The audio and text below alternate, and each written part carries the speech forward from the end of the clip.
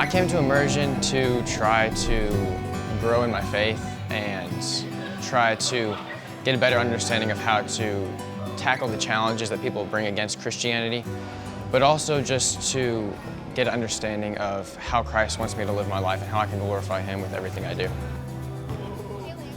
I came to Impact Immersion to just grow in my faith and build community and learn why I believe what I believe. Came to Impact because I went last year for Propel, and it really changed the way that I view Christianity. And I wanted to go deeper, and I made the right decision to come again, for sure. So what is a big question you have about the Bible, about God, about Christianity, about culture, a challenge? Maybe it's a doubt that you've had that you wrestle with. Anything's fair game?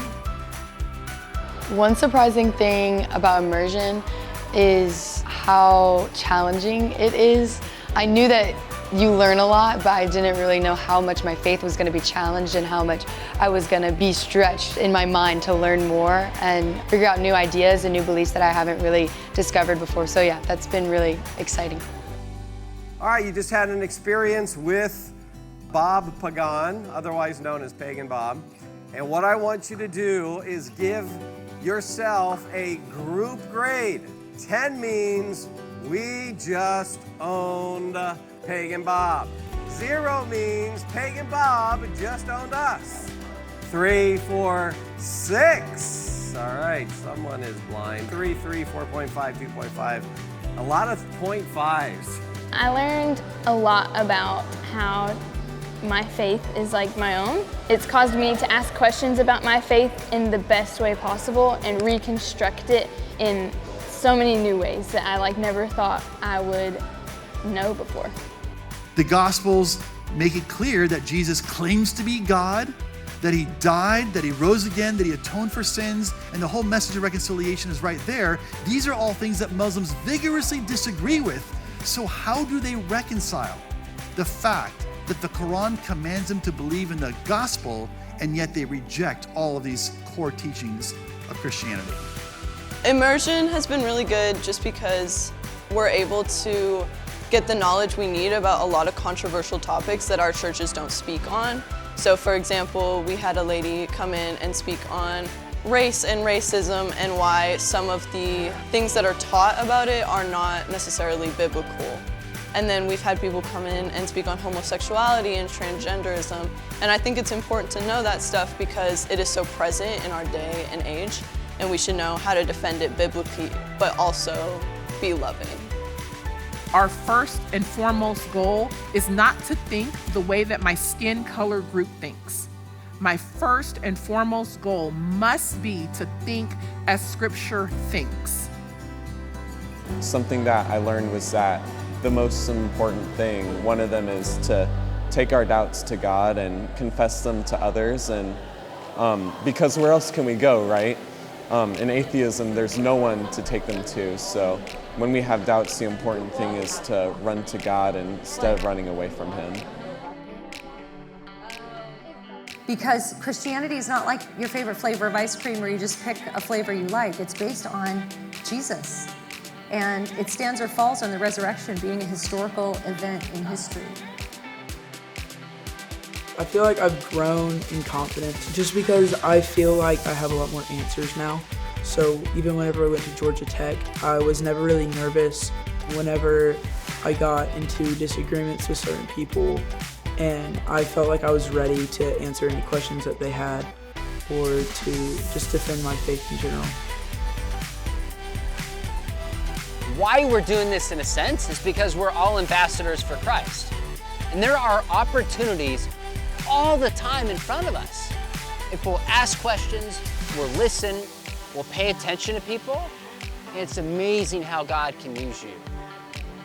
I feel like a lot of people shy away from talking about Christianity and God and stuff just because it can be a controversial thing, which it shouldn't be. And so I think just that'll give us practice for when we go home and we can like ease into those conversations, because it isn't as complex as people think it can be. Just kind of starting like a little thing, just like kind of seeing where they came from and what they believe now and why they believe it. For immersion, one of the challenges I was facing was evidence for Jesus' resurrection. But after these 2 weeks, I've really seen the clarity of why Jesus was real and his evidence for the resurrection. But here's the encouragement, all right? Please memorize these. You will never regret that, because the next time somebody asks you why you know that Jesus was raised from the dead, you can give them 5 historical reasons, 5 historical facts for them to consider. Today I learned the difference between asking God, what can you do for me today, or like, what do you have for me today? And then shifting that to like, Lord, how can I be a part like of your narrative today? And I think that takes the focus like off of yourself, because we live in a culture that's so focused on self, like that can affect like the way that we talk to and think about God, and that to kind of reclaim that and put it back on him. I think my view of the Christian life I feel like it's not a blind faith. Like, you know, Hebrews 11 verse 1, like faith is the substance of things hoped for, the evidence for things not seen. And I think because of impact and immersion, I was able to really like take that verse and understand it, because I was able to be poured into with the evidences behind Christianity. These are questions over not like, should a woman have rights to her body? Should a woman be able to do what she wants with her body? Like, those are all wrapped up in the conversation, but underneath it really is, what does it mean to be human?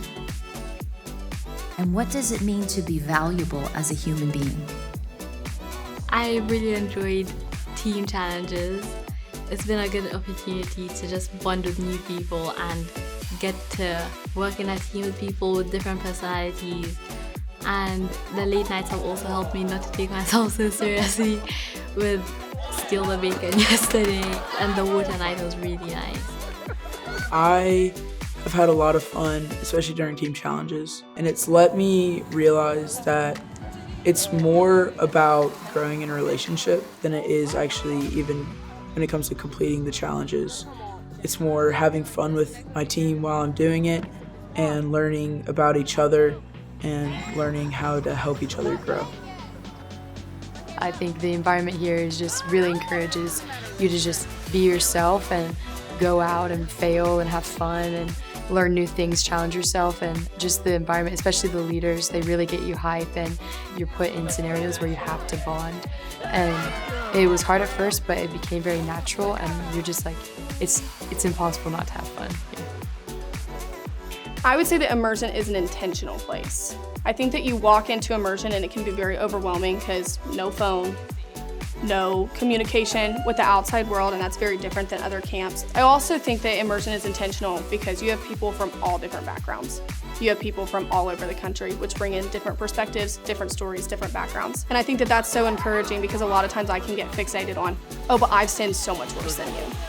My background looks so much worse than yours, you could never understand. But that's not truth.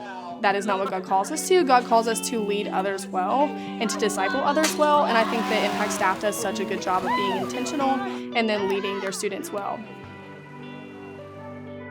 Because Christianity is true, it changes everything. Happiness will not be found according to the script of our culture. Happiness will only be found in following God, His ways, His pattern, His word. But it's up to you. Will you fall back into old ways, or will you pursue the pattern that Jesus has set before you? The choice is yours, but flourishing awaits those who follow Him for a lifetime.